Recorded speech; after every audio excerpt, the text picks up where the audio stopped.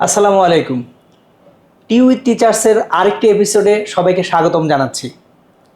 আজকে আমার সঙ্গে গেস্ট হিসেবে যিনি আছেন তিনি গণিত বিষয়টা পড়াচ্ছেন মাত্র 21 বছর যাবত।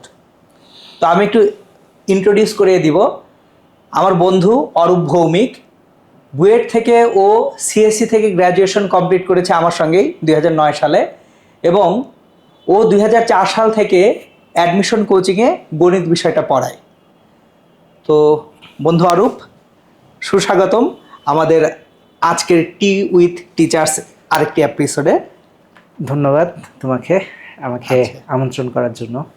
আচ্ছা বন্ধু, আমরা আজকের যে এই পডকাস্টটা আছে এখানে গল্পটা আসলে আমি শুরুতেই যেটা প্রশ্নটা করতে চাই সেটা হচ্ছে, তুমি একজন কম্পিউটার প্রকৌশলী, একজন সিএসসি গ্র্যাজুয়েট হয়েও পড়ানোকে কেন ক্যারিয়ার হিসেবে বেছে নিলা? মানে 21 বছর ধরে তুমি পড়াচ্ছ, সো এটা যদি একটু বলতে আমাদেরকে। আচ্ছা, এটা আসলে বলতে গেলে অনেক কথাই বলতে হয়, কিন্তু আমি যদি আসলে সংক্ষেপে বলি, বেসিক্যালি শুরুতে যখন হচ্ছে আমি একদম শুরু করি পড়ানো, এই ক্লাস নেওয়া, তখনও আসলে আমার প্ল্যান ছিল না যে আমি হচ্ছে এইদিকে আসবো বা এইটাকেই হচ্ছে ক্যারিয়ার হিসাবে নিব। তো যখন শুরু করেছি এবং আস্তে আস্তে যখন হচ্ছে ক্লাসগুলো নিচ্ছিলাম, সব কিছু মিলাই এতগুলো স্টুডেন্টের সাথে ইন্টারাক্ট হওয়া, এটা একটা কমপ্লিটলি হচ্ছে আমার জন্য একটা নতুন এক্সপিরিয়েন্স ছিল। কারণ আমি অলওয়েজ হচ্ছে অনেক ইন্ট্রোভার্ট ছিলাম। সো যখন হচ্ছে আমি আস্তে আস্তে এই পড়ানো শুরু করি, তখন আমি খেয়াল করি যে আসলে এই স্টুডেন্টগুলোর সাথে হচ্ছে ইউজ টু হওয়া এবং সবার সাথে হচ্ছে পরিচিত হওয়া এবং সবার সাথে ইন্টারাকশন করা, এইটা আমাকে বেশ ড্রাইভ দিত আর কি। তো দিন শেষে যেটা হয় যে হচ্ছে যখন আমি আমার সিএসসির ব্যাকগ্রাউন্ড ক্যারিয়ারও কন্টিনিউ করছিলাম, আবার হচ্ছে এদিকে পড়াচ্ছিলামও, কোনটাতে আসলে আমি বেশি থ্রিল পাচ্ছিলাম বা কোনটাতে হচ্ছে আমাকে বেশি কমফোর্টেবল মানে ফিল করাচ্ছিল। তো আমি আসলে যেটা দেখলাম যে আমি জবের প্যারালালি যখন হচ্ছে ক্লাসগুলো নিচ্ছিলাম বা এই পড়ানো পেশার সাথে হচ্ছে যুক্ত ছিলাম পার্ট টাইম হিসাবে তখন, তো আমি আসলে এইটাতে যত বেশি এনজয় করছিলাম, বাট আমার ট্র্যাডিশনাল প্রফেশনে আমি আসলে সেইভাবে এনজয়টা পাচ্ছিলাম না, মানে যেটাকে বলে দিন শেষে একটা মেন্টাল স্যাটিসফ্যাকশন 100%। মানে ব্যাপারটা হচ্ছে যে তুমি সিএসসি প্রফেশনাল হিসেবে চাকরি করতে যেয়ে সেই থ্রিলটা পাচ্ছিল না। তাহলে এইখানে আমি একটা কোশ্চেন করি। হ্যাঁ, অবশ্যই। ব্যাপারটা হচ্ছে, এই কোশ্চেনটা সবাই একটু মনোযোগ দিয়ে শুনবেন এবং সবাই একটু মাথায়ও রাখবেন, কারণ আছে আমি অরূপকে চিনি কিভাবে সেটা একটু বলবো। সেটা হচ্ছে, আমাদের এসএসসি পরীক্ষার যখন রেজাল্ট হলো, আমরা জিপিএ এর প্রথম ব্যাচ। সো যেহেতু জিপিএ এর প্রথম ব্যাচ, আমাদের সময় জিপিএ 4.88 মানে অনেক কিছু, কারণ সারা বাংলাদেশে বোধহয় 73 জন জিপিএ 5 পেয়েছিল। তো আমি একটা পত্রিকায় সুন্দর মতো একটা কলাম দেখলাম যে সেখানে অরূপ ভৌমিক নামে একজন, সে ভবিষ্যতে কম্পিউটার প্রকৌশলী হতে চায়। সো ওই পেপার কাটিং দেখে আমি, তারপর তো বুয়েটে এসে ওর সঙ্গে আমার দেখা হয়। তো বন্ধু, এই যে তোমার ইচ্ছে ছিল কম্পিউটার প্রকৌশলী হবা, কিন্তু তুমি সেটা হওয়ার পরেও প্রফেশনালি সেটাকে ইউটিলাইজ করলা না। এখন যাই হোক, তুমি যেহেতু হচ্ছে পড়ানোতে আনন্দ পাও, সেটা ইউটিলাইজ করো নাই। আমার প্রশ্নটা হচ্ছে, বুয়েট সিএসসিতে পড়ার ইচ্ছাটা কেন তৈরি হয়েছিল? আচ্ছা, এটা হচ্ছে মানে যারা হয়তো দেখবে বা যেটা তুমি শুরুতে বললা যে এটা আসলে একটা ইন্টারেস্টিং ব্যাপার। প্রথমত হচ্ছে যখন আমি একদমই স্কুলে ছোট ক্লাসে, তো আমাদের সময়টা এখন যেমন হচ্ছে ক্যারিয়ার নিয়ে অনেক বেশি হচ্ছে বিভিন্ন সেমিনার হয়, সব কিছু হয়, আমাদের সময়টা তো তখন এত কিছু ছিল না, বিকজ মোবাইল ফোনে এত অ্যাভেলেবেল ছিল না এখন যেগুলো ফেসিলিটি আমরা মানে এখন বাচ্চারা পাচ্ছে আর কি। তো ছোট থেকেই হচ্ছে দুইটা জিনিস আমার ফ্যামিলি থেকে আমার মাথার মধ্যে পুশ করা হয়েছিল, হোয়েদার তুমি ডাক্তার হও অথবা তুমি ইঞ্জিনিয়ার হও। দেয়ার দ্য টু অপশন, হয় তুমি ডাক্তার হও অথবা তুমি হচ্ছে ইঞ্জিনিয়ার হও।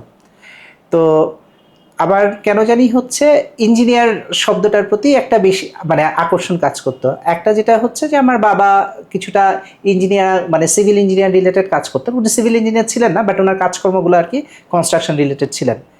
তো ওইখান থেকে হচ্ছে আমি কিছুটা দেখতাম যে উনি বসে আঁকাআঁকি হিসাব নিকাশ করতেন, ড্র করতেন, স্ট্রাকচারাল ড্র, তখন তো আর বুঝতাম না, বাট হচ্ছে বেসিক্যালি ড্রয়িংগুলো দেখে পরে বুয়েটে এসে বুঝছে যে আচ্ছা এগুলো স্ট্রাকচারাল ড্রয়িং বা হচ্ছে ইয়ে ছিল। তো দেখে আমার হচ্ছে ইঞ্জিনিয়ারিং এর প্রতি একটা আগ্রহ ছিল। আর আমার বাবাও হচ্ছে চাইতো যে ওয়েদার সে ইঞ্জিনিয়ার বা ডাক্তার হোক, বাট ইঞ্জিনিয়ারটাকে একটু প্রেফার করতো বেশি। এখন বেসিক্যালি আমার ইঞ্জিনিয়ার হওয়ার ইচ্ছাটা হচ্ছে ক্লাস 4-5 থেকেই প্রথমত। এবং তখন আসলে আমার ইঞ্জিনিয়ারিং পড়ালেখা সম্পর্কে কোনো ধারণাই ছিল না। পেশাও যে কী কী থাকতে পারে ইঞ্জিনিয়ারদের, এটাও আমার কোনো ধারণা ছিল না। ঠিক আছে, বিকজ আমি তখন মানে জব টব এগুলো তো কোনো আইডিয়াই ছিল না। আমি যেটা মনে করতাম, আচ্ছা ঠিক আছে তুমি ইঞ্জিনিয়ার হলে ইনকাম করতে পারবা। এখন কি কি তার হচ্ছে কম্পিউটার প্রকৌশলী কেন, মানে আচ্ছা আমার এখনো এটা খেয়াল বলছি, আছে যে হ্যাঁ আমি স্পেসিফিকলি কম্পিউটার হ্যাঁ। প্রকৌশল হচ্ছে এটা প্রথমত হচ্ছে ওই সময় যখন 4-5-এর দিকে মানে স্কুলের কথা বলছি আর কি আমি, তখন আসলে আমার আগ্রহ কম্পিউটারের প্রতি অনেক বেশি হওয়ার পিছনে কারণ ছিল কম্পিউটার তখন খুবই কম ছিল আমাদের হ্যাঁ, সময়, true. খুবই কম মানে মানে খুবই কম। আমাদের 4-5 মানে উইন্ডোজ সিস্টেম 94-95 95 ছিল, সাল, জি, অপারেটিং জি। সিস্টেম হ্যাঁ, 95 হ্যাঁ। 97 ছিল। সো এইটা দেখা যেত যে হচ্ছে পুরা একটা পাড়াতে, আমি যেহেতু রাজশাহীতে, তো পুরা একটা পাড়াতে খুঁজলে হায়েস্ট একটা বাড়িতে কম্পিউটার পাওয়া যেত। পুরা একটা পাড়াতে, মানে যে পাড়াতে অলমোস্ট 500-600 বাসা আছে, একটা বাড়িতে হায়েস্ট হচ্ছে কম্পিউটার পাওয়া যেত। তাও ল্যাপটপ তো ছিলই না, লাইক না, তখন তো সবই ডেস্কটপ ছিল। ডেস্কটপ ছিল আর কি। হ্যাঁ। তো কম্পিউটার মেশিনটার প্রতি ওই জন্য হচ্ছে আগ্রহ অনেক বেশি ছিল। আচ্ছা, ঠিক আছে, সো ওইখান থেকে আমার ধারণা ছিল আচ্ছা যে ওকে আমি যদি কম্পিউটার ইঞ্জিনিয়ার হই, বা কম্পিউটার ইঞ্জিনিয়ার যারা, তারা তো সবসময় কম্পিউটার নিয়ে কাজ আচ্ছা, করবে। বুঝতে পারছি। তার So, মানে হচ্ছে তোমার কম্পিউটারের প্রতি একটা ফ্যাসিনেশন ছিল, হ্যাঁ। তাহলে যদি কম্পিউটার প্রকৌশলী হতে পারি হ্যাঁ, সারাদিন সারাদিন কম্পিউটারের প্রতি থাকা যাবে। সো আমার ফ্যাসিনেশন বুঝতে এখান থেকে পারছি। আসলে ওই ইয়েটা চলে আসছে আমার মানে ওই মধ্যে, ড্রাইভটা চলে হ্যাঁ, আসছে যে আমি হচ্ছে আচ্ছা, ঠিক কম্পিউটার আছে। প্রকৌশলী এবার হব। তখন থেকে আমি হচ্ছে ইয়ে আচ্ছা, করলাম। আচ্ছা। সো আস্তে আস্তে যখন হচ্ছে আমি যারা অন্যান্য কম্পিউটার সায়েন্স নিয়ে পড়ছিলেন, এদের বড় ভাই যেগুলো সিনিয়র ভাই ছিল, এদের সাথে যখন কথা বলা শুরু করলাম, আস্তে আস্তে ইন্টারাক্ট হতো অল্প অল্প, খুব অল্প। কারণ ওই সময় তো আমাদের ওইখান থেকে মানে ওই রিজিয়ন থেকে এখন যেমন যে হারে রাজশাহী থেকে অনেক স্টুডেন্ট আসে ঢাকায়, তখন আসলে এইভাবে এত আসতো না। হ্যাঁ, আমাদের সময় ঢাকার হ্যাঁ, বাইরে থেকে হ্যাঁ, একটু হ্যাঁ, রেটটা কম ছিল। হ্যাঁ। তো দেখা যেত যে আমার সিনিয়র ব্যাচ যারা ছিল তাদের তো আরো কম ছিল। তো বুঝতে পারছি। এদের সাথে ইন্টারাক্ট হওয়ার পর ওনারা তখন আস্তে আস্তে হিন্টস দিত যে ওকে মানে তুমি যে কম্পিউটার সায়েন্স মানে যে শুধু কম্পিউটার, ব্যাপারটা তা না, এখানে আচ্ছা। অনেক কিছু আছে, অনেক ইয়ে আছে, তুমি যখন যাবা তখন যে আসলে বুঝতে পারবা। কিন্তু কখনো এটা বলেনি যে কি আছে বা কিরকম। আচ্ছা, বা বুঝতে কিছু পারছি। everything। ওকে। হ্যাঁ, না, একটা জিনিস হচ্ছে যে আমরা যে সময়ে বড় হয়েছি, লাইক হচ্ছে আমরা তো এসএসসি দিলাম 2001 সালে। তখন তো জগতে নেট নামক বস্তু কি সেটা আমরা জানি না না। ছিল না। ইভেন So, ডিশ অ্যান্টিনাও মানে ডিশের লাইনও সবার বাসায় অ্যাভেলেবল ছিল হ্যাঁ, না। হ্যাঁ। সো খুবই আমরা restricted আসলে ছিল। অনেক কম ইনফরমেশনের মধ্যে দিয়ে বড় হয়েছি। সুতরাং আমাদের জন্য আসলে ডিসিশন মেকিংটা অনেকটা হচ্ছে ইম্পালসের মতো, যে লাইক হচ্ছে আচ্ছা ঠিক আছে এটা মনে হচ্ছে, সবার কাছে শুনে মনে হচ্ছে। যাই হোক, আমি পরবর্তী কোশ্চেনে চলে যাই। তোমার পড়ানোর জার্নিটা শুরু হচ্ছে ওমেকা দিয়ে। ওমেকা অ্যাডমিশন কোচিং দিয়ে তোমার পড়ানোর জার্নিটা শুরু 2004 সালে। সো আমার যতটুকু মনে হয় যে 2004 সালে তখন মিজান ভাই ছিলেন। কারণ 2003 সালে যখন আমি কোচিং করি তখন মিজান ভাই উনি মানে হচ্ছে পার্সোনালি মাঝে মধ্যে আমাকে ধরতেন, এই পড়ালেখা করতেছো কিনা হ্যান ত্যান। সো তাহলে মিজান ভাইয়ের সঙ্গে তোমার জার্নিটা শুরু 2004 সালে। তুমি 2013 সাল পর্যন্ত ওমেকায় কন্টিনিউ করছো, এবং আমার যতটুকু খেয়াল আছে 2013 সালে, তখন যেহেতু আমি ওমেকার ফিজিক্স ডিপার্টমেন্টটা দেখি, তুমি তখন ম্যাথ ডিপার্টমেন্ট দেখতা। তুমি 2014 সালে চলে গেলে উদ্ভাসে। সো 2014 থেকে 2021 তুমি উদ্ভাসে ছিলা। তারপর তো 2022 সাল থেকে তুমি আমার সাথে সায়েন্স মাস্টারে আসো, মানে আমাদের যে নিজেদের যে প্রতিষ্ঠান। ওকে, আমার এখানে প্রশ্নটা হচ্ছে, তুমি ওমেকাতে থাকতে সবসময় আমি দেখতাম প্লাটিনাম ব্যাচের ক্লাস নাও। প্লাটিনাম ব্যাচ হচ্ছে এখন যেমন উদ্ভাসের তুখর ব্যাচ হয়, ওই রকম ওমেকায় যে ব্যাচগুলি হতো এগুলোকে বলা হয় প্লাটিনাম ব্যাচ। সো প্লাটিনাম ব্যাচের যে রুলটা ছিল সেটা হচ্ছে ঢাকার সব জায়গা থেকে বাচ্চা কাচ্চাকে ফার্ম গেটে এনে ক্লাস করানো হতো, এবং বাচ্চা কাচ্চারা বিভিন্ন জায়গা থেকে ফার্ম গেটে এসে ক্লাস করতে। এখন এটা আমরা চিন্তাও করতে পারি না যে কেউ একজন মালিবাগ ব্রাঞ্চে ক্লাস করে, সে প্লাটিনাম ব্যাচের জন্য সিলেক্টেড হয়েছে, সে মালিবাগে ক্লাস না করে এসে ফার্ম গেটে ক্লাস করবে। সো আমার যে প্রশ্নটা সেটা হচ্ছে, প্লাটিনাম এবং তুখর ব্যাচে তুমি অনেক বাচ্চা কাচ্চা হ্যান্ডেল করছো, এবং অবশ্যই বুয়েটের অনেক টপার, প্রথম দ্বিতীয় হওয়া অনেক বছরের অনেক বাচ্চা কাচ্চা হ্যান্ডেল করছো। টপারদের স্পেশাল কি কি বৈশিষ্ট্য আছে যেটা তাদেরকে আলাদা করে সাধারণ স্টুডেন্টদের থেকে? আচ্ছা, প্রথমত আমার এত বছর অবজারভেশনে যেটা মনে হয়েছে, টপারদের মানে যারা অ্যাকচুয়ালি টপ করে, ইউজুয়ালি তো যেটা দেখা যায় যে হচ্ছে এখন বিশেষ করে আর কি, যে দুইটা শ্রেণীর স্টুডেন্ট, কাউকে আমরা ধরে নিই যে এটা টপ করার সম্ভাবনা আছে, অনেক সময় সে তার কাঙ্ক্ষিত রেজাল্টটা পায় না। আর একটা হচ্ছে যে ওকে এটা আমরা প্রেডিক্ট করি এবং সে দেখা যায় যে হচ্ছে সে আসলে টপ করে। তো যেগুলো যারা আজ পর্যন্ত সাকসেসফুল ছিল মানে হয়েছে অ্যাকচুয়ালি, তাদের মধ্যে কমন যে একটা বিষয়টা দেখেছি সেটা হচ্ছে তারা আননেসেসারি কোনো বিষয় নিয়ে সময় নষ্ট করে না।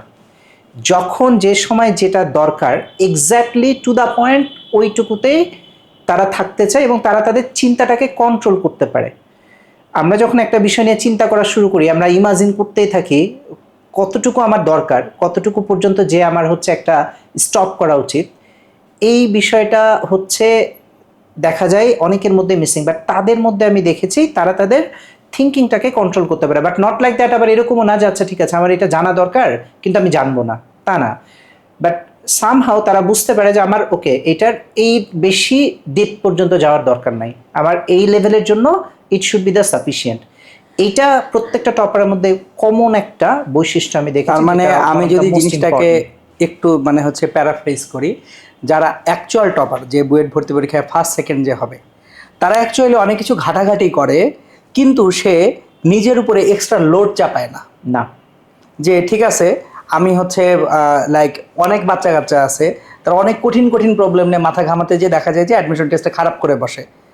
সো যারা টপার, তোমার কথা অনুযায়ী এই টপাররা তারা কঠিন জিনিস দেখে, বাট কঠিন জিনিসটা নিয়ে সে এমনভাবে সময় নষ্ট করে না যাতে তার আসল গোল বা আসল উদ্দেশ্যটা নষ্ট হয়। এক্স্যাক্টলি। ঠিক আছে, এখন আসো যে এখনকার যারা বাচ্চা কাচ্চা আছে, অনলাইন অফলাইনে এখন তো টিচার অনেক, বিশেষ করে অনলাইন হওয়ার কারণে প্রচুর টিচার। এইবার আমি একটা জেনেরিক কোশ্চেন করব, সেটা হচ্ছে যে স্টুডেন্টরা কিভাবে বুঝবে কোন টিচারটা আসলে তার জন্য ভালো টিচার। আমি কোশ্চেনটার একটু কনটেক্সটটাও বলি, যে তুমি ওমেকায় থাকতে ওমেকায় টিচারদের গ্রুমিং করতা। গ্রুমিং মানে যারা নতুন টিচার আসবে তাদেরকে ট্রেনিং দেওয়া হতো। সো তুমি 2013 সাল পর্যন্ত ওমেকায় টিচারদেরকে ট্রেনিং করাতা। তারপর 2014 থেকে তুমি যখন উদ্ভাসে গেছো, ওইখানেও সিনিয়র মোস্ট ফ্যাকাল্টি হিসেবে তুমি টিচারদেরকে গ্রুমিং করছো। তাহলে একটা বাচ্চা সে যখন অনেকগুলো অপশন দেখতেছে যে তার সামনে হয়তো বা 10টা 12টা টিচার আছে, এই 10-12টা টিচারের মধ্যে কোন টিচারটা আসলে তার জন্য ভালো বা কোন টিচারটা আসলে ভালো টিচার, এইটা ধরতে পারার কোনো বৈশিষ্ট্য বা গুণাবলী আছে কিনা? আমার কাছে মনে হয় অবশ্যই আছে, বিকজ আমি যখন নিজেও অ্যাজ এ স্টুডেন্ট ছিলাম এবং হচ্ছে যখন আমি কোনো টিচারের কাছে প্রবলেম সলভ করতে যেতাম বা প্রবলেম সলভ করতাম নিজে, সো আমিও নিজে তখন হচ্ছে কিছু ক্রাইটেরিয়া আমার নিজের থেকে হচ্ছে ঠিক করে নিতাম বা চিন্তা করতাম। ইট নট লাইক ব্যাপারটা আবার এরকম না যে ঠিক আছে যে আমি পার্টিকুলার কোনো টিচারের কাছে আমার পছন্দ হয়নি বা এরকমও না বিষয়টা, কিন্তু হচ্ছে আমি যে জিনিসগুলোর প্রতি খুবই খেয়াল রাখতাম সেটা প্রথমত হচ্ছে আমি যে আসলে যে প্রবলেমটা নিচ্ছি বা জানতে চাচ্ছি এইটার ডেসক্রিপশনটা উনি আসলে আমাকে আমার বোঝার লেভেল পর্যন্ত কিভাবে আমাকে ডেলিভারি দিচ্ছেন, অর্থাৎ তার ডেলিভারি দেওয়ার প্যাটার্নটা বা সিস্টেমটা, অর্থাৎ উনি কোনো পার্টিকুলার টপিক বুঝতে চাচ্ছে আমি যেটা, সেটার জন্য কি আসলে আননেসেসারি অনেক কিছু বলছে কিনা, অনেক বেশি ইনফরমেটিভ হচ্ছে কিনা যেগুলো আসলে আমার মনে হচ্ছে একটা সময় যে আমি হয়তো মনে রাখতে পারবো না বা এগুলো আমার জন্য useless. So to the point আমাকে হচ্ছে অ্যান্সার দেওয়া, এইটা। সেকেন্ড হচ্ছে যে জিনিসটা বললাম যে যতটুকু আমার আসলে দরকার যেই ইয়ের জন্য সেটার একটা প্রপার গাইডলাইন প্রোভাইড করা। যেমন অ্যাডমিশন কোচিং করতে গেলে যেটা সবচেয়ে বেশি সমস্যা আমি ফেস করেছি আমার সময়, যে অনেক বড় সিলেবাস, অনেক বেশি ভ্যারাইটি, অনেক বেশি হচ্ছে ভ্যারিয়েশন। তো তখন আমি আসলে কি করব, এত কিছু পড়ে তো আমি মাথায় মনে রাখতে পারবো না। সো এইসব কেসে তখন দেখা যেত যে বেশ কিছু টিচার ছিল আমার সময় যারা হচ্ছে আমাকে প্রপারলি গাইডলাইন প্রোভাইড করেছে যে এইগুলো দরকার, এর বেশি এখন এই মুহূর্তে দরকার নাই, এর বেশি জানার প্রয়োজন নাই। যদি এর বাইরে থেকে আসেও ওইটার জন্য আমার উপর আসলে আমার যে গোল ওইটার উপরে কোনো ইম্প্যাক্ট পড়বে না। সো একজন টিচারকে আমি যদি প্রপারলি জাজ করতে চাই বা যারা এখনকার স্টুডেন্টরা আছে তারা যদি প্রপারলি জাজ করতে চায়, তাহলে বলবো তাদেরকে প্রথম যে বিষয়টার উপরে প্রায়োরিটি দিতে হবে সেটা হচ্ছে এই টিচার যেগুলো প্রোভাইড করছে বা যা যা পড়াচ্ছে, যা টপিক নিয়ে পড়াচ্ছে, এইগুলোর আসলেই তার দরকার আছে কিনা বা এর বাইরে আননেসেসারি কোনো কিছু পড়াচ্ছে কিনা, এবং এটা বোঝাটাও খুব ইজি। কারণ যেই আমরা তো অলওয়েজ মানে শিক্ষার্থী বা স্টুডেন্ট যারা আছে এরা তো অলওয়েজ হচ্ছে পড়ছে কিসের জন্য, কোনো একটা টার্গেট করে পড়ছে, আদার বোর্ড এক্সাম হোক অথবা অ্যাডমিশন টেস্ট হোক। সো তার কাছে অলরেডি এখন অ্যাভেলেবেল আছে বোর্ড এক্সাম হলে বোর্ডের কোশ্চেনের প্যাটার্ন কীরকম হয়, কীরকম আসে। অ্যাডমিশন টেস্টের জন্য যদি সে প্রিপারেশন নিতে চায় তাহলে অ্যাডমিশন টেস্টের কোশ্চেন প্যাটার্ন কীরকম হয়। সো এইটা দেখে মোটামুটিভাবে সে বা তার পক্ষে বুঝে যাওয়াটা খুবই সহজ যে ওকে আমার এইখানে যা কিছু আছে এগুলো আসলে নেসেসারি নাকি এখানে অনেক বেশি ইনফরমেটিভ বা আননেসেসারি আছে আর কি। সো টু দ্য পয়েন্ট আসলে প্রোভাইড করা এবং প্রপারলি কনসেপ্ট আলোচনা করা বা করছে, এই দুইটা বিষয় হচ্ছে একটা ভালো টিচারের মধ্যে আমি মনে করি খুবই দরকার। আচ্ছা, তাহলে তো সেই অনুযায়ী যদি আমরা বলি, তোমার ডেফিনেশন অনুযায়ী টু দ্য পয়েন্ট অ্যান্সার করতে পারা আর হচ্ছে যতটুকু দরকার তার প্রপার গাইডলাইন দাও। তুমি এই দুটো বৈশিষ্ট্য বললা যে একটা ভালো টিচারের এই দুটো বৈশিষ্ট্য থাকতে হবে। তাহলে এই ডেফিনেশন অনুযায়ী যারা আসলে অনেক পড়ায়, যে অনেক টিচারকে আমরা দেখি যে সে আসলে পড়াতে পড়াতে পাগল হয়ে যাচ্ছে। কিরকম পাগল হয়ে যাচ্ছে? যে যেমন দুনিয়ায় যেমন এই সাবজেক্টটা ছাড়া এইচএসসিতে বাচ্চাকে আর কিছু পড়তেই হবে না। মানে আমি মানে হচ্ছে নিজে যেহেতু পদার্থবিজ্ঞান পড়ে, আমি দেখি অনেক টিচার আছে যে কোনো একটা চ্যাপ্টারে পারলে হচ্ছে 60-70-80 ঘন্টা পড়ায় ফেলতেছে, 300-400 অঙ্ক করাচ্ছে। আমি তো নিজে দেখেই বোকা হয়ে যাই। 300-400 অঙ্ক যদি আমি করা দিই, বাচ্চা নিজে করবে কি? বাচ্চার করার কাজটা তো আমি করে দিব না অবশ্যই। তো তোমার এইখানে তোমার মতামতটা আমি জানতে চাচ্ছি যে আমার কাছে অলওয়েজ যেটা মনে হয় সেটা হচ্ছে বাচ্চাকে দিয়ে বা স্টুডেন্টকে দিয়ে আমার করাইতে হবে। আমি যদি ওর সব ম্যাথ নিজে করে ফেলি, করে দেই, তাহলে ও করবেটা কি? জিনিসটা অনেকটা এরকম হইলো যে আমি সারাদিন বসে বসে সার্কাস দেখতেছি, সার্কাস হচ্ছে আমি সারাদিন দেখতেছি, কিন্তু নিজে আমি চেষ্টা করতেছি না। তাহলে তো ওই যে যে জাগলার আছে যে বল জাগলিং করতেছে সারাদিন, আমি দেখলাম, আমি তো সেই জাগলিংটা করতে পারবো না। আমার করার জন্য নিজে কখনো প্র্যাকটিস করতে হবে। ওকে, ঠিক আছে।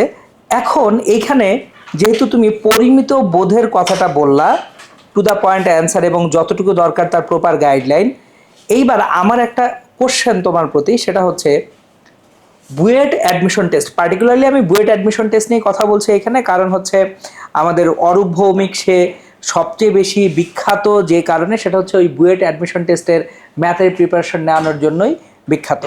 তাহলে বুয়েট অ্যাডমিশন টেস্টে চান্স পাওয়ার জন্য, নট টপার হওয়ার জন্য, লাইক হচ্ছে 1 থেকে 20, আমি 1 থেকে 20কে আলাদা রাখি, কারণ সাধারণত যারা 1 থেকে 20-এর মধ্যে থাকে তারা একটু স্পেশাল হয়।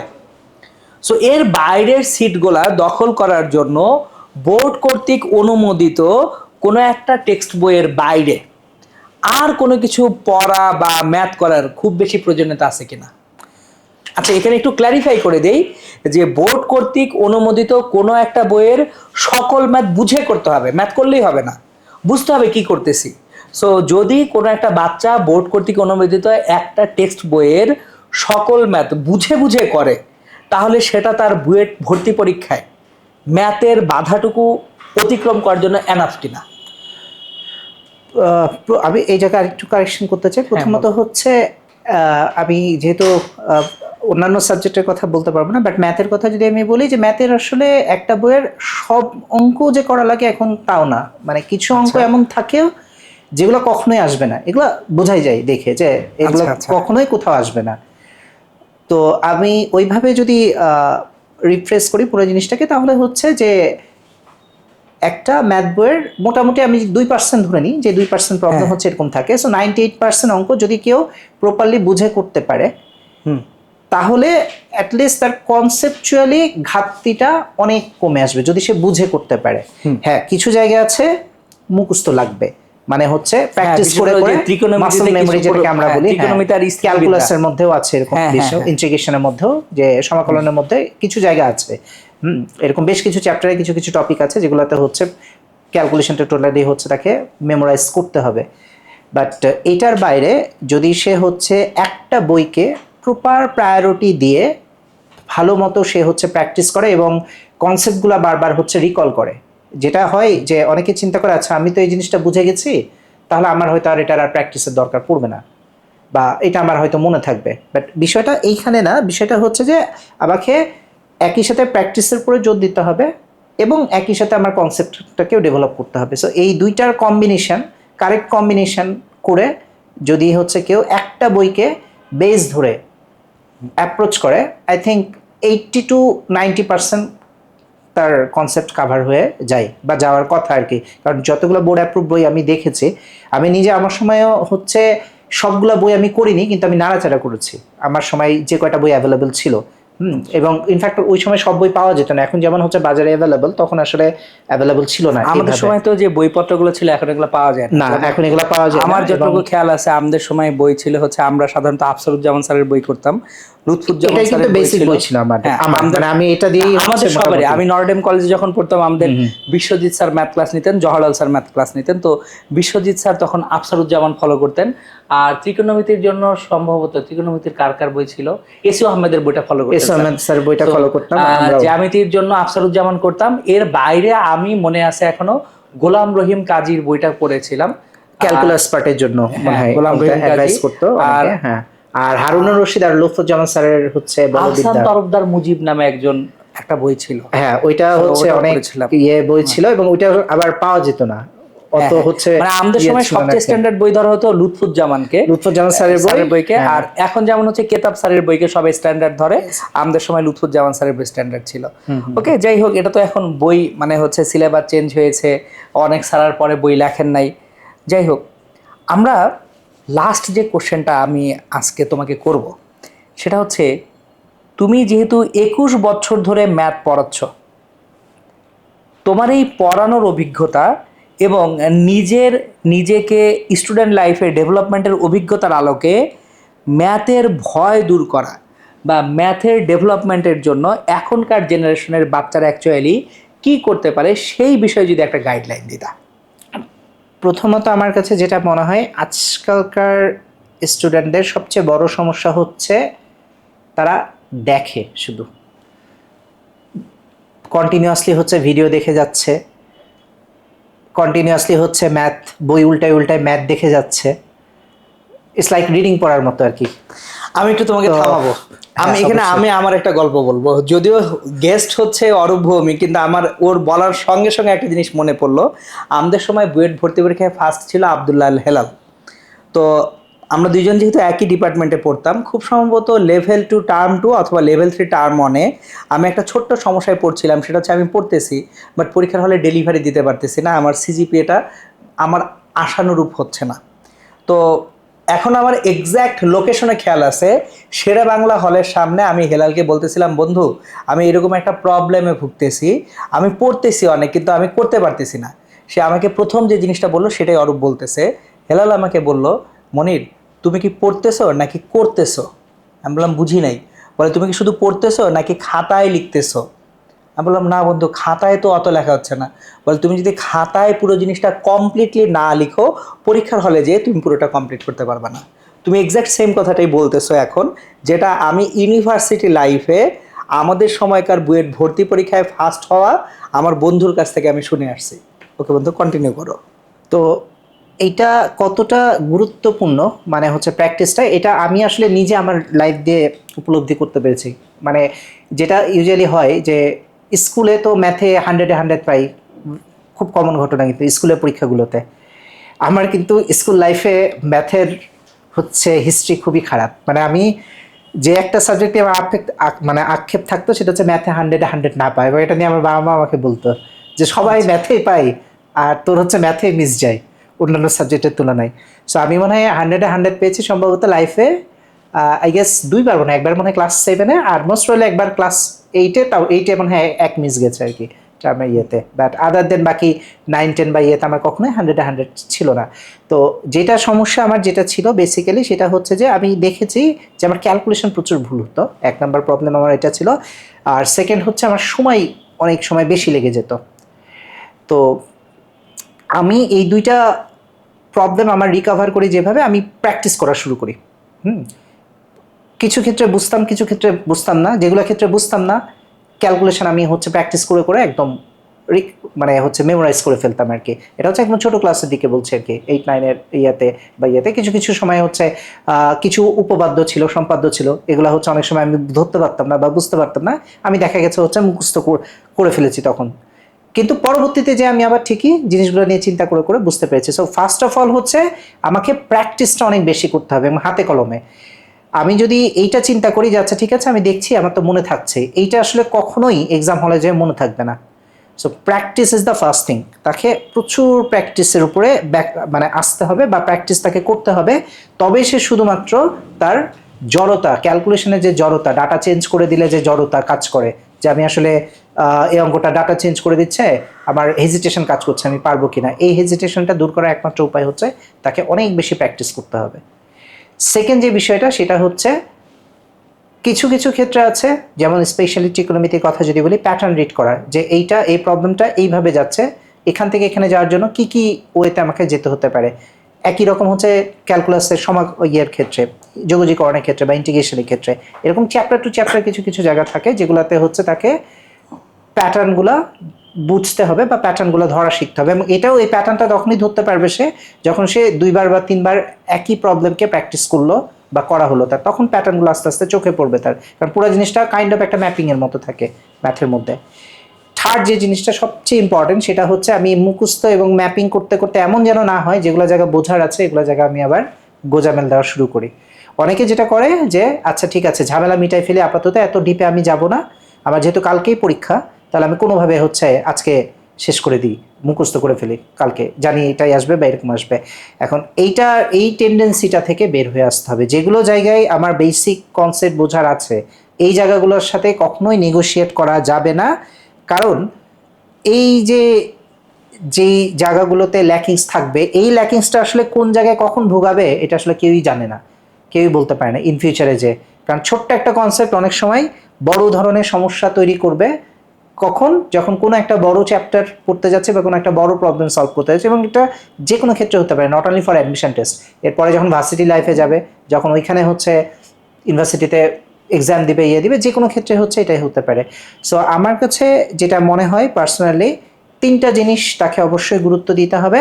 নাম্বার 1 হচ্ছে তাকে দেখার অভ্যাসটা কমায় নিয়ে আসতে হবে, বসে রিডিং পড়ার অভ্যাসটা কমায় নিয়ে আসতে হবে। রিডিং সে পড়বে ম্যাথের, সেটা হচ্ছে এক্সারসাইজ শুরুর আগ পর্যন্ত যা লেখা থাকে এগুলো রিডিং পড়বে সে। এক্সারসাইজ যেখান থেকে শুরু হয় এখান থেকে রিডিং পড়া শেষ হয়, এখান থেকে শুধু হচ্ছে হাতে কলমে কাজ হবে।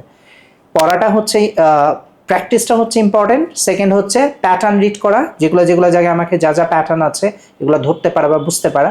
অ্যান্ড থার্ড যেটা বললাম সেটা হচ্ছে কনসেপ্ট, যেগুলো জায়গায় আমার কনসেপ্ট আছে, জ্যামিতি বলি আমরা, বা যেই আরও আদার যে টপিকগুলো আছে ক্লাস টু ক্লাস, এই কনসেপ্টগুলোকে হচ্ছে অবশ্যই বোঝার চেষ্টা করা এবং এগুলো নিয়ে চিন্তা করা যে আচ্ছা আমি অবসর সময়ে একটু চিন্তা করলাম যে আচ্ছা এটা তো এরকম হলো, যদি এখানে এরকম করা যেত তাহলে কি হতে পারতো। বাট ওইটাও একটা লিমিটেশন, একটা বাউন্ডারির মধ্যে রেখে আমাকে চিন্তাটা করতে হবে। যে আমি এখনই বসে যদি অনার্সের চিন্তা করি একটা সার্টেন লেভেলে থেকে, তখন আসলে দেখা যাচ্ছে কোনো দিক থেকেই হবে না। ব্যালেন্সটা হচ্ছে ইম্পর্টেন্ট আর কি, সব দিক থেকে ব্যালেন্স মেনটেন করে চলাটাই হচ্ছে ইম্পর্টেন্ট। আচ্ছা, আমার দিক থেকে আমার প্রশ্ন করা শেষ। আমি আজকের পডকাস্টে আমি আর কোনো প্রশ্ন করব না। তোমার যদি ভিউয়ার্সদের বা গার্ডিয়ানদের প্রতি কোনো মেসেজ থাকে সেটা তুমি দিতে পারো। আমি আসলে সবসময় যেটা বলি যে যে কারো কোনো কিছু টার্গেট করার সময় বা কোনো একটা এক্সপেকটেশন যে আমি এটা করতে চাচ্ছি বা আমি এটা হব, প্রথমে অবশ্যই নিজের সীমাবদ্ধতাকে আগে তার রিড করতে পারা উচিত। মানে আমার আসলে কি কি লিমিটেশন আছে, আমি যে পার্টিকুলার একটা কাজ করতে চাচ্ছি এইটার যে পরিমাণ লোড আছে এই লোডটা আমি আসলে নিতে পারবো কিনা। এখনকার দিনে সবচেয়ে বেশি যে জিনিসটা দেখে আমার খুব কষ্ট লাগে সেটা হচ্ছে গার্ডিয়ানরা অনেক কিছু চাপায় দেয় স্টুডেন্টের উপরে। আমাদের সময় এই জিনিসটা কিন্তু ছিল না, এত বেশি কম চাপানোর ছিল। ব্যাপারটা ছিল না এত বেশি। হ্যাঁ, এখন আমি এখন যেটা ছিল দেখি না। যে ওকে আরেকজনের বাচ্চা 5টা প্রাইভেট পড়ছে, তারা আবার ছেলে লাগুক না লাগুক আমি 5টা প্রাইভেটের জন্য তাকে পুশ করি। বাট আসলে তার দরকার হচ্ছে কিনা বা হচ্ছে এটা পড়ে তার বেনিফিট হচ্ছে কিনা, এই অ্যানালাইসিসটা দেখা যায় যে হচ্ছে স্টুডেন্ট নিজেও তো করেই না, আবার হচ্ছে গার্ডিয়ানও এটা চিন্তা করে না।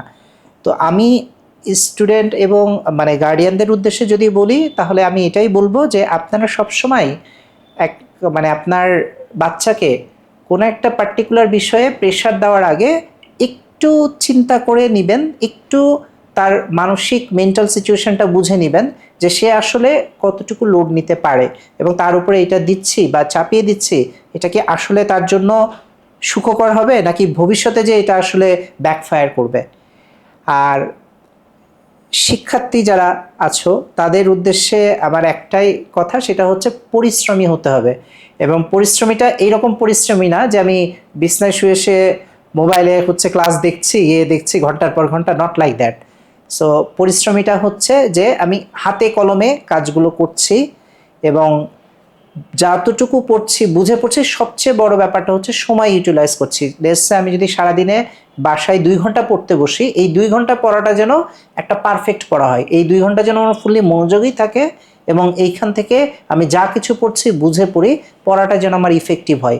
ইফেক্টিভনেস না থাকলে ঘন্টার পর ঘন্টা আসলে টেবিলে বসে কোনো উপকার পাবা না দিন শেষে, এবং সময়টাও নষ্ট হবে। সব কিছু মিলিয়ে আসলে নিজেরকেও একটা সময় যে খুবই নিজের কাছে হচ্ছে হীনমন্য মনে হবে, যে কারণে ফ্রাস্ট্রেশনটা চলে আসে। সো আমি বলবো একটাই জিনিস, যে সময়টাকে কাজে লাগানোর চেষ্টা করো। সৎ থাকতে হবে অবশ্যই। কখনোই আমি এটা চিন্তা করতে যাব না যে ঠিক আছে আমি শর্টকাটে একটা জিনিস করে ফেলি বা অসৎ উপায়ে করে ফেলি, কারণ দিন শেষে প্রত্যেকেই কোথাও না কোথাও কোনো না কোনোভাবে ধরা খাবে। হয় এখানে, না হয় সৃষ্টিকর্তার কাছে সবাইকেই জবাব দিতে হবে, জবাব দিতে থাকবে আর কি। সো সৎ থাকাটা খুবই খুবই গুরুত্বপূর্ণ। যে কোনো কাজ করলে সেটা সততার সাথে করা উচিত এবং পরিশ্রম করা উচিত। এবং একই সাথে মানে যেটা আমি এখন যে জিনিসটা দেখি আর কি, যে অনেকের মধ্যে ধৈর্যটা অনেক কমে এসেছে। ধৈর্যটা অবশ্যই প্রপারলি থাকতে হবে, কারণ ধৈর্য না ধরলে আসলে কোনো কিছুই হবে না। মানে আমি আজকে একটা জিনিস শুরু করলাম, কালকের মধ্যে আমি ফলাফল চাচ্ছি, এইটা হবে না।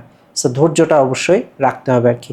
এই 3টা কম্বিনেশন যদি কারোর মধ্যে থাকে, কেউ যদি প্র্যাকটিস শুরু করে, এই 3টা গুণ মাথায় রেখে চর্চা শুরু করে, সে একটা সময় যে তার লক্ষ্যে পৌঁছাবে আর কি। কিন্তু জিনিসটা একদিনে হবে না, তোমাকে একটা কন্টিনিউয়াস প্র্যাকটিসের মধ্যে থাকতে হবে আর কি। তো এটাই আর কি আমার তাদের প্রতি। সো তাহলে আমরা যদি একটু সামারি করি, মানে অরূপ স্যার যেটা বললেন সেটা হচ্ছে পরিশ্রমের বিকল্প নাই। আমাদের সবাইকে অনেস্ট থাকতে হবে। আমার গোল অ্যাচিভ করতে চাইলে অনেস্টলি পরিশ্রম করে যেতে হবে এবং খুব দ্রুত কোনো আউটকাম অ্যাকচুয়ালি আমরা এক্সপেক্ট করব না, কারণ ডেভেলপমেন্ট ইজ এ জার্নি। ওকে, সবাইকে আমাদের সাথে থাকার জন্য অনেক অনেক ধন্যবাদ। পরবর্তীতে কোনো একটা এপিসোডে আবার কোনো একজন স্যারের সঙ্গে দেখা হবে ইনশাল্লাহ সবার সঙ্গে। সবাই ভালো থাকবেন, সুস্থ থাকবেন, সুন্দর থাকবেন। আসসালামু আলাইকুম। আসসালামু আলাইকুম। এই কেউ নাই, বন্ধ করতে হবে। কয় মিনিট হয়েছে?